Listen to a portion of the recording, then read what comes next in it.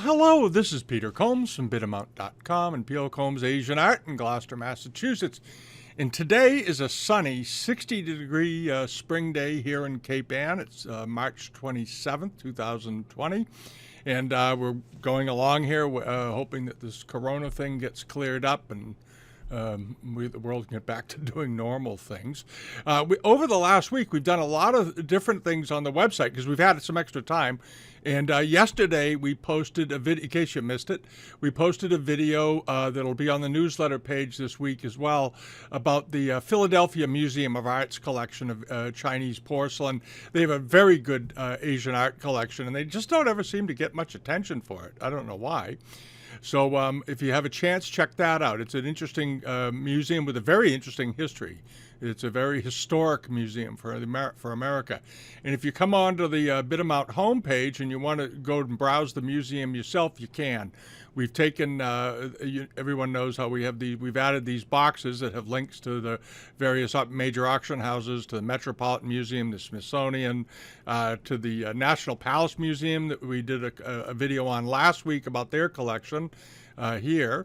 And down at the bottom, we've added the Philadelphia Museum of Art collection. There it is, including China and Japan. And we've created searches to automatically take you to each category so you don't have to go in and run filters. You can do more filtering once you get there. They have some pretty good tools, but these will get you to the primary areas right away. Save you a lot of time if you're trying to look up something, learn about something, or whatever, okay? And the other thing I wanted to mention too was that this week we added, if you're used to using the page, you know about the bookcase where we keep the art and auction catalogs. They're here on the Bidamount, under the Bidamount yellow banner for looking up things, free auction catalogs and books. And if you come over to this page, you're going to see this. And in the top row, we've added about 15 catalogs and books this week. And some of them are great reference books. I own most of them, so I can attest to them. And some of these are coming. They came from the Smithsonian and the Met Museum collection archives, and we converted the PDF files into catalogs so you can browse them and go through them. And there's one here on Dynasty Ceramics, which is very good. It's not a very, very, very long book, but it's pretty good size, and it's profusely illustrated. And there's a lot of good background information on celadons. And those of you that watched the video that we did yesterday at on the Philadelphia Museum I just mentioned, you'll see this celadon vase in there. There's also that they discuss here, and this is from just so you know, this is from the Philadelphia Museum of Art's collection. It's in this book on early ceramics. It's a very, very fine example. And then you have all the usual blue and white examples and so forth. So you want to check that out. And we also added this, Decorative Arts Part 2. And if you've never seen this book, it's a great book. It was published by the National Gallery of Art a number of years ago to do with the Widener collection. And the Widener collection is a great, great collection of Chinese porcelain, of Kangxi, mostly Kangxi porcelain. And if you scroll in here, you're going to find some great examples of mostly Kangxi. There's some other periods in there too. But lots of flambe and iron red and copper red glazed pieces. A lot of examples to look at. If you're a fan of the 7 table objects, the peach bloom objects, you want to check this out. And also lots of examples in Clair de Lune, which are very, very rare. This is quite a collection. I had the chance to see this collection in person a number of years ago when I was in Washington doing some work after 9/11, doing appraisals for the government. And I had some time off one afternoon. I went to the National Gallery, and they had an exhibit going on of Ming Dynasty and Qing Dynasty and Sung Dynasty paintings that depicted horses. And there's a lot of, I love paintings that have horses and animals in them the way they were depicted. And I had to go see that. And while I was there, I saw the sign for this, which was downstairs. I didn't know where this collection was at that time. I knew they had it at the museum, but I didn't know it was on display. And when I came up, I found they had published this book, Decorative Arts Part 2. Decorative Arts Part 1 I also bought, which is about European ceramics, which is equally excellent. But if you want to look at some great things and you have some time to do some reading over the weekend, this is a dandy book and catalog. And these are all out of print, and that's why they've published them. And the other one is this book. If you've never seen this book, take the time to come over and look at it. It's called Circa 1492, Art in the Age of Exploration. And what it is, it's a massive book. This is a very big book.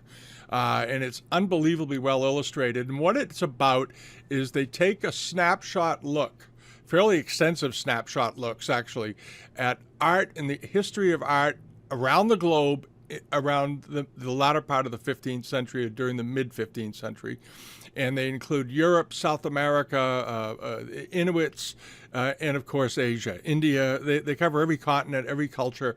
It's just a fabulous book to go through and see how the world was evolving artistically at the time.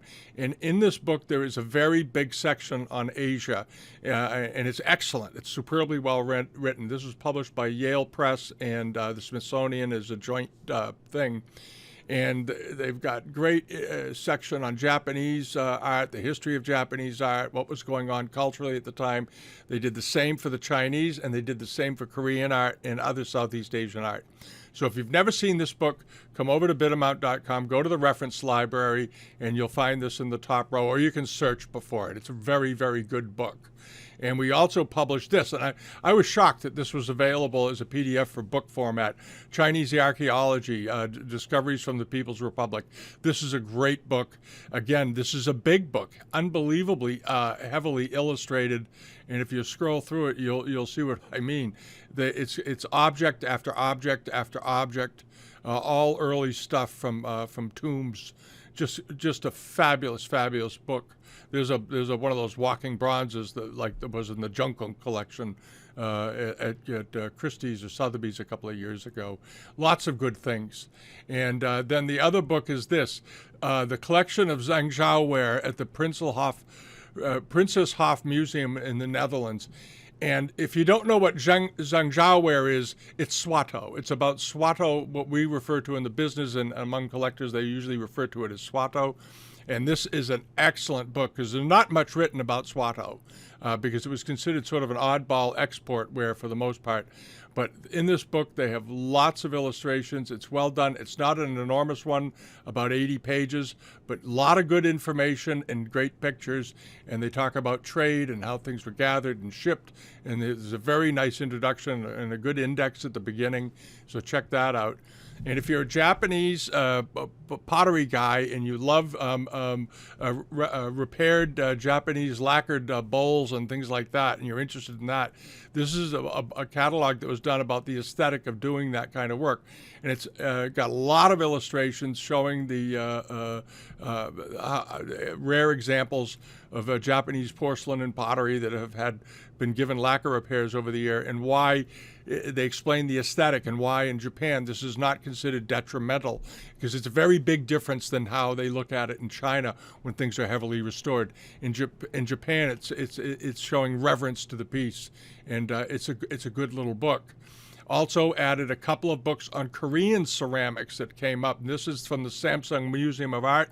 It's profusely illustrated on on the Buncheon wares, lots and lots of shapes and forms, and some very fine examples. Some of the best examples I've ever seen. Great things. And that's now on the bookcase. And also Symbols of Identity, Korean Ceramics from the collection of Chester and Wanda Chang. This was published by the Smithsonian quite a while ago. Michael Lee and Christopher Lotus did the work on it, and it was part of the Asian Cultural History program at the Smithsonian. And this is a very nice book, very good catalog, and it goes through the history of Chinese Korean ceramics and what they mean. They have examples from the Silla period, and it goes on and on. And want to check that book. And that's it, okay? So that's what's been going on over the site. The few other things I wanted to mention too was that the global member pages, what we're going to start doing is we've heard from a few people that say, well, I only want to buy things that are in the United States because the shipping from Europe is high, which it can be, absolutely. And shipping, a couple of people in Europe said, well, I can't really buy in the U.S. because the shipping to Europe from the U.S. is be expensive too. So what we're going to do is the global pages, we're going to start migrating as things get sold and we add new things. We're going to have a section for U.S.-based auctions, and European auctions are out of the U.S. So it'll be in U.S., out of U.S. auctions. So it'll make it easier for you. So if you find something you really, really like, and then you find out it's it's too far away, it's disappointing because of the shipping. So we're gonna change that around to accommodate everybody, because I think it'll help out a lot. Okay. And let me see what else. I think that's about it for the week. But we'll get started on, let's see how things did on eBay last week. Some auction results, and we're going to look at CATAWIKI. There's a bit of a number of things on there as well. All right. One of the things I wanted to mention before we get going, I've had about 7 inquiries on this auction being run right now by an outfit called Estates Consignments. They have very little feedback, 17 feedbacks, and all this stuff that's supposed to be Sung and Ming and all this. None of it is, okay, that I can see. None of it is. So you want to avoid this. In particular, there's a couple of there's this vase here, and if you've been watching my videos for any length of time, you'll remember this vase. This is a cousin to a type that was produced in the video Faking China. One of these was made in Jingdezhen. It's brand new. This is a modern piece that sold for $500,000. $500,000 at an auction.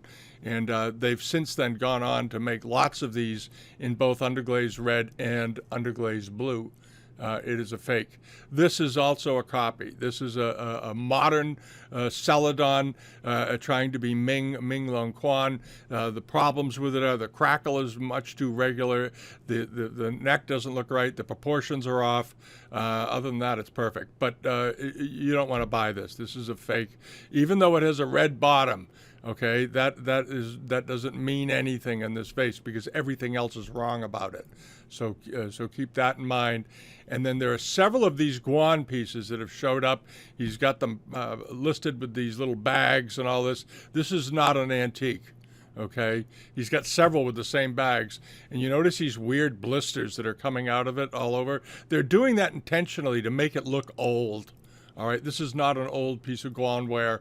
And there's a couple of other examples that have the exact same issue with the glaze, these weird holes burning through it. And it was obviously they all came from the same maker, whoever it is that's producing these copies. So you want to stay away from them. All right, estates, consignments, Sung, all that stuff. Just if you're thinking of bidding, don't do it. Don't do it.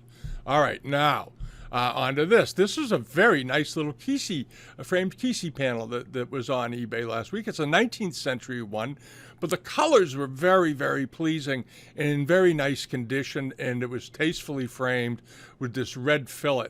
This looks like it was an older frame job to me, because that red fillet that you see here was a popular type that was done, and mostly these were done in the 20s. I happen to have one of them. All right, and here's a couple of them that they've had framed and matted, or they found somebody that knew about these old frames. But that inner red edge was typical of these. I have a very fine Japanese print that has the exact same frame, and it was a deaccession from the Museum of Fine Arts in Boston that I bought. All right, but anyway, this was up last week, a nice example, and it sold for $670.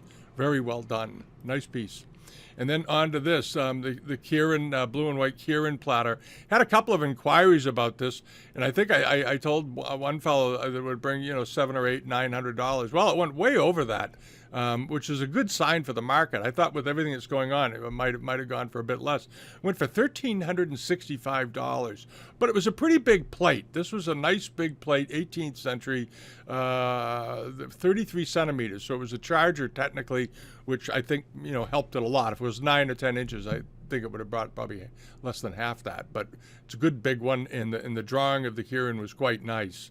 I liked it. And then onto this glazed drum form, like Xuan ware. Nice big one, though. Look how big it was. It was 13 inches tall. I thought it was very folky and interesting and rather unusual. It's a late 19th century example.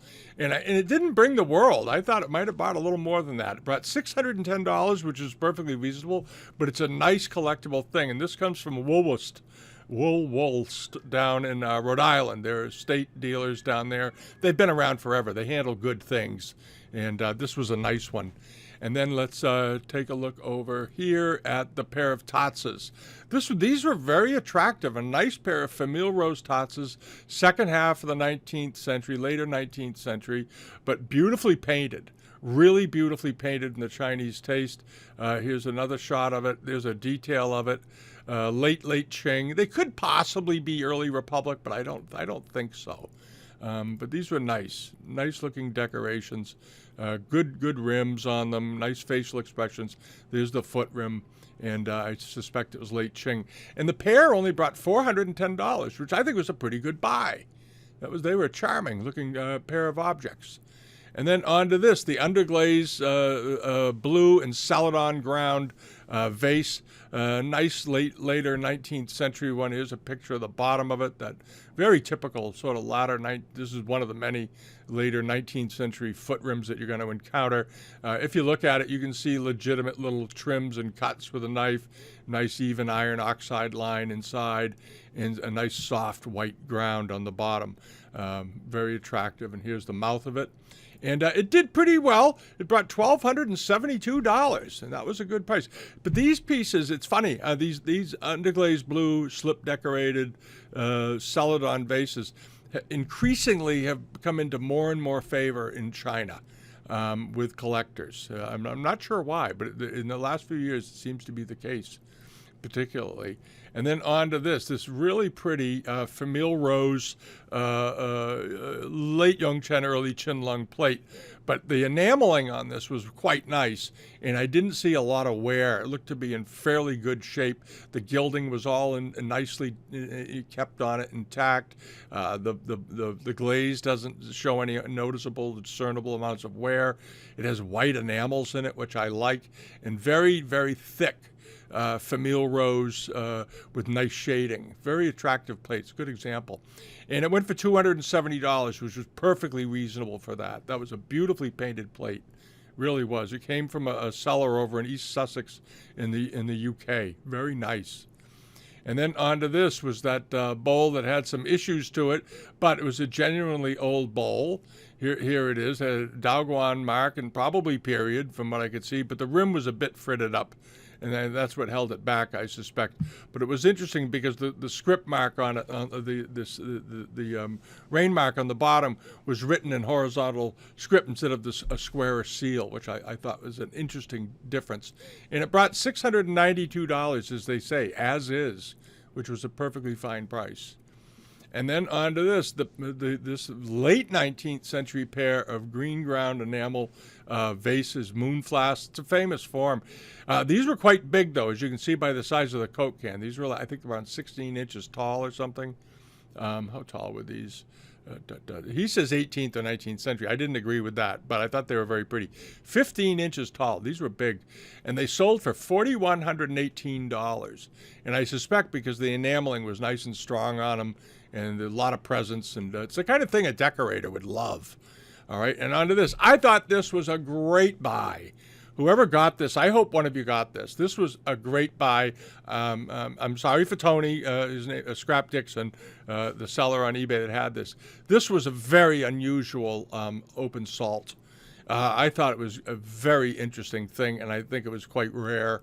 And it went for just $159. And it may have been because people tried to look it up and find a comp, and they couldn't find it.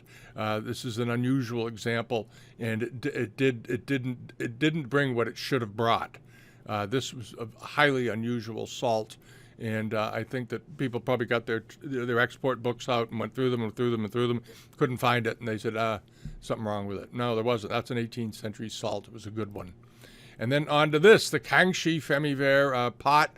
Nice looking teapot, molded form, and all that business, like you see on these. Had an old silver repair on the spout, or an old metal repair where it broke. So somebody did a make-do so they'd still be able to use it as a teapot.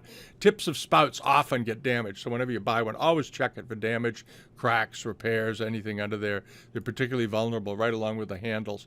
That crack right there is not damaged. That's from the firing.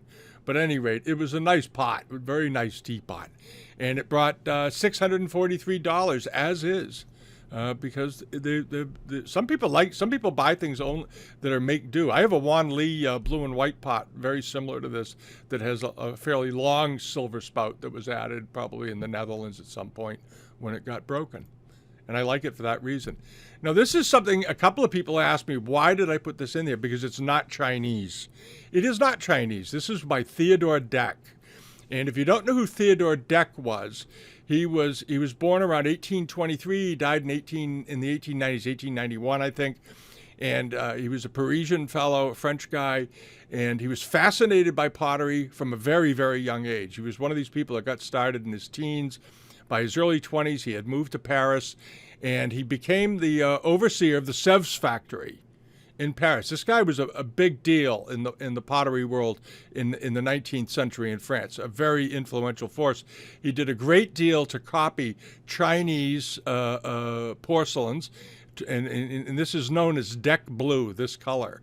It was a very popular turquoise color that was used in Chinese ceramics, and he adapted those. He did the same for Iznik porcelain and pottery that was produced in Turkey. He copied and emulated that stuff all throughout his career. He influenced a lot of European potters, but he was very, very profoundly influenced by the Chinese ceramics. The Chinese ceramics and Iznik were two of the big influencers on his taste. And this turned up on there the other day. I noticed it. It's got ormolu mounts from the latter 19th century on it. I asked the seller if it was signed, because most Dec pieces are signed, stamped on the bottom. I have no doubt this is by Theodore Dec, but you should have found the signature. And apparently it's in the under the base, and he couldn't get the parts off. But this was a great thing. And so you have someone, I just liked it because of the influence, the Chinese influence, obviously. But these are very rare. And I'm going to show you something, and you may wish you bought it. All right, this was a pair that went through Christie's a while ago. And close that up. And they sold for $25,000, which is not unusual. His pieces have sold anywhere from $5,000 to $8,000 all the way up to over $50,000. And this particular one that was on eBay, somebody got a heck of a nice buy, $1,585.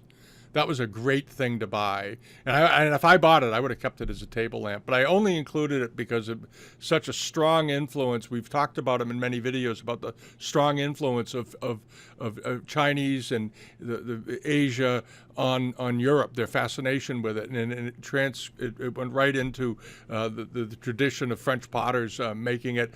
Samson did it. There were a number of companies. Vivinus was another small factory, and they all copied the Chinese stuff, and Theodore Dec was among them. So, at any rate, so keep your eyes out. If you ever see one of them, always check, get to know who Theodore Dec is. He was fairly prolific, and if you live in Europe, you really want to keep your eyes peeled for this stuff because it's rare and highly collectible. And this was just a bargain for somebody. It should have been listed under another category, probably. Anyway. Then we're on to this, that dandy little carved sandalwood Chinese export card case. Mid-19th century or so, but really nicely carved. And look at that, $123. Dandy little thing. Dandy little thing. These were often sold. A lot of sailors bought these when they were in the hongs walking around. They were made available and easy to bring home. And they were very inexpensive. They were about 4 cents back then. All right, and then on to this, the late 19th century jar with a basket of flowers. This was a very pretty jar, and it had that lime green that became so popular during the Qianlong period all over it with Famille Rose. Stylistically, it was very nice. It did have a Yongchen mark on the bottom. It's an apocryphal one. This is a late 19th century pot, but very pretty. And it brought $1,413. Mainly because it was just so well done, beautifully done.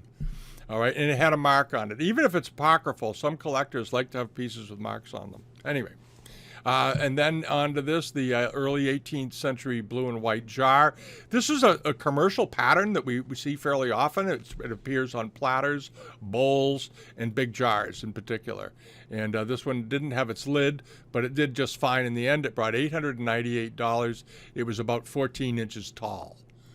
All right, and then on to this, just to see how these are doing these days, a typical rose medallion bottle vase. This would have originally probably had a basin bowl that it sat in, that kind of thing, and maybe even a lid. But there it is, and these are fairly good size. This was about 13 inches tall, and it brought $438, which is right in the range that they always seem to bring. They tend to bring $350 to $500, typically somewhere in there. And then on to this very pretty 18th century, circa 1770s, I guess, Famille Rose Export Teapot. A very pretty example. A nice one. Has sort of an extra rib in the handle here for gripping. This nice tight honeycomb pattern on the top. Good deep blue underglaze. And then nice Famille Rose overglaze. Part of a tea set, obviously, and it went for $472, and it was about 6 inches tall. All right, and then moseying over to CATAWIKI, there was this. This was a great buy for somebody. If you like Japanese bronzes, I'm sorry if you've missed this. This is a late Meiji, early 20th century example, but beautifully done with these big dragons on the side and a Kirin on the top. And look at this, $303. As I said last week, we're including as much as we can unreserved things. So whatever so that when you see it, whatever the bid amount is, that's what it is. This was a nice thing, and it was very big. It was 57 centimeters tall. That was not a small vase, almost 2 feet tall, and about 21 inches tall. 20 inches. Beautiful example, and somebody got a heck of a nice buy. And the shipping was pretty reasonable. It was $72 to here from Europe. And then on to this, the Kangxi plate with the square panel in the center. This had a couple of little hairlines in it, but it was Kangxi. Nice example, 8 or 9 inches in diameter. Good example to own. Would display beautifully. And like I say on eBay all the time, leave a bid. This went for $55. Very, very reasonable. That was a nice example and a fairly unusual one. I like that. And then over here to a piece of Amari that went through on CATAWIKI last week. I like this a lot. This is the flowers on this are molded. The face of the plate is molded and then enameled so that the flowers sort of come off in a relief when you look at it. And let's see if we can see them a little better. Here you can really see the relief work. The Fu line is heavily impressed on here, and then they enamel it and color it. It has this very good dark deep blue ground. This is a Meiji plate, but it's done like a much earlier plate. It's done like an 18th century one, and it went for $382. But it was pretty good size. It was 40 centimeters. So this thing was about 15 to 17 inches, 16 inches in diameter. So it would hang well. You could do a wall with this. And big Japanese charges are always so attractive, hanging up somewhere. And then onto this was the this great little toggle with the dragon mask and a mallet. This is the Kagamabuta Netsuke with a Hanya mask. I always get that fouled up. Anyway, it went reasonably, and this was a nice toggle. Here's a picture of the back. It looks all original. Here it is with the piece out of it. Here's a side shot of it. They cut it so that it had a texture. $337. Not bad. That was a nice thing. And then over to this, the big pair of Rose Mandarin vases. This was a lovely big pair. First half of the 19th century. but very big. The height of these was, let me get this right, 25 inches tall, which puts them way up there. And the pair sold for $5,100. There's a lot of interest in big pairs of vases, and I do hope that whoever bought it pays their bill. But very nice, in very nice form. All right, and then over to this. Just as a reminder, when you're using the newsletter page, don't forget to check the Buy It Now items, because a number of people have said they sometimes get better deals on Buy It Nows than they do in the auction thing, because people put up a price and sometimes they tend to price them a little soft, a little low. It's linked. The Buy It Now page is linked everywhere on the Bidamount site, so check it out. Update it periodically, and we focus on a number of sellers who seem to be particularly adept at finding good things and aren't crazy when it comes to pricing. All right, but one of the things I wanted to mention was, let's see here, a few things that are online right now that are being sold. This is Chamberlain Antiques. This is a nice looking pair of Ming Dynasty, late Ming, but Fu Lions up on plinths. They measure about 7.5 inches tall. Good looking. They close on Monday. You want to, if you like late Ming pottery with aubergine and turquoise, you want to check these out. It's a good looking pair, and the form of the Fu Lions is sort of atypical. I like that part of it. These close on Monday. Also, in the Buy It Now area, this seller, and they're on the page, has 3 of these up, 3 Kangxi plates with overglazed enamels, nice old plates, good of them, and there's 3. Keep that in mind. For $900, so $300 a plate. Everybody will admit that seems sort of reasonable, pretty reasonable, because single Kangxi plates bring that kind of price all the time, and you're getting 3.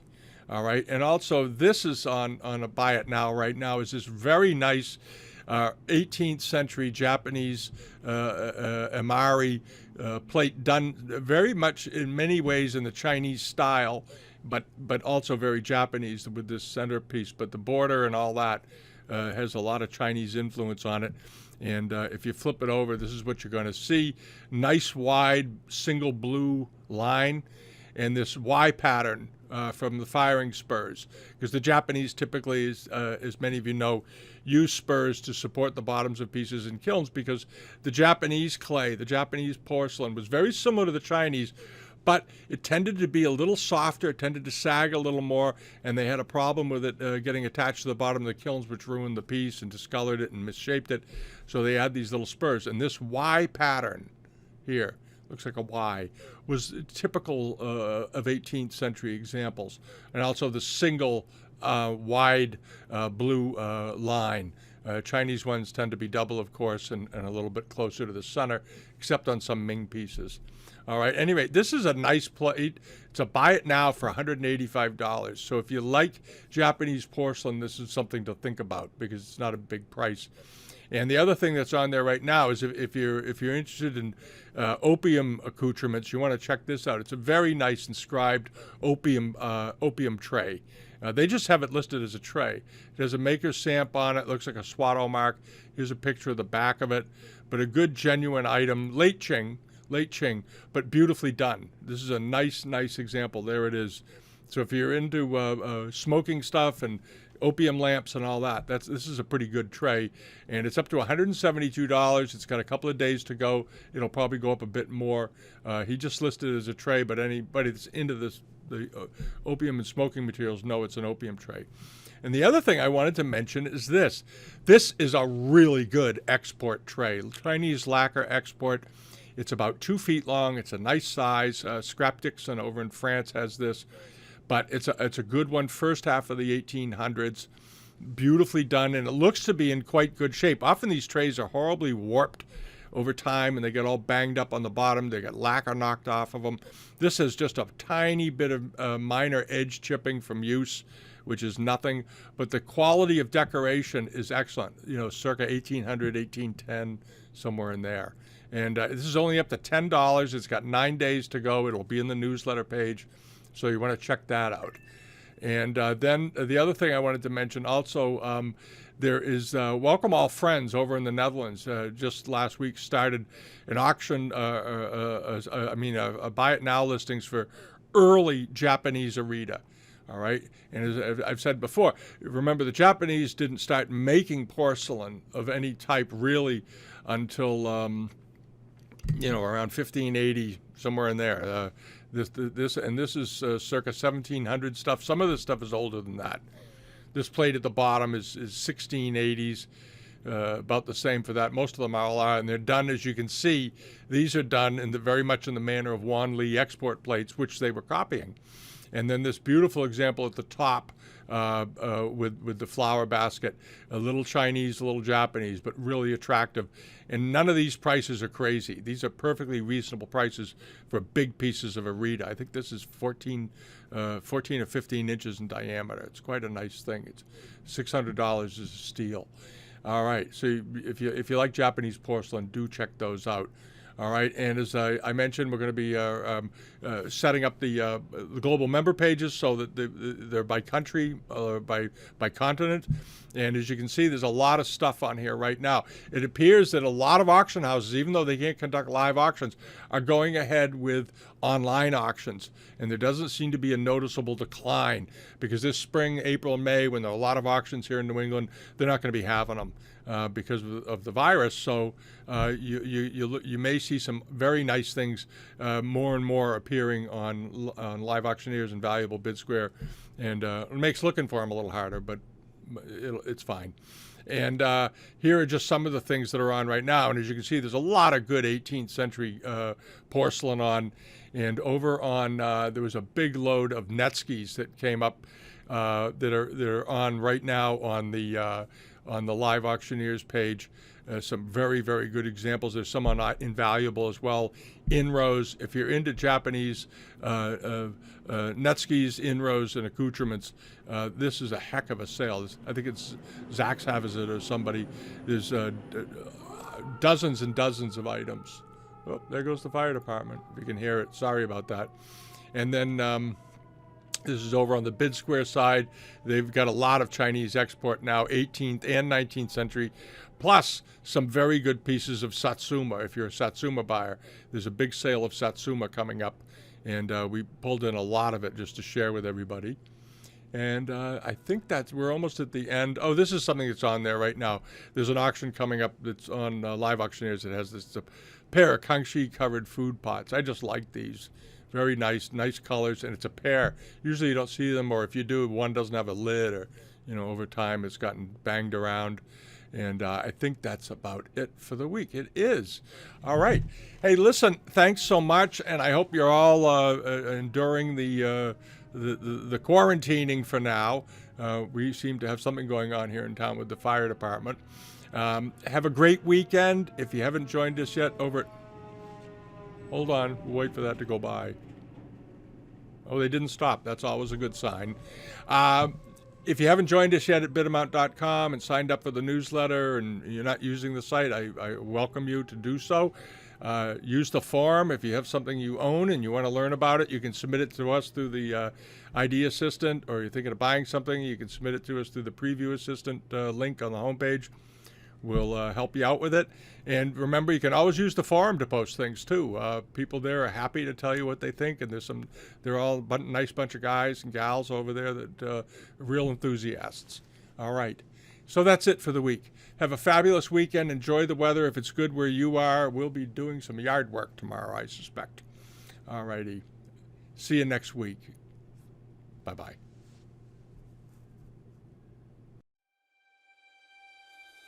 Mm-hmm.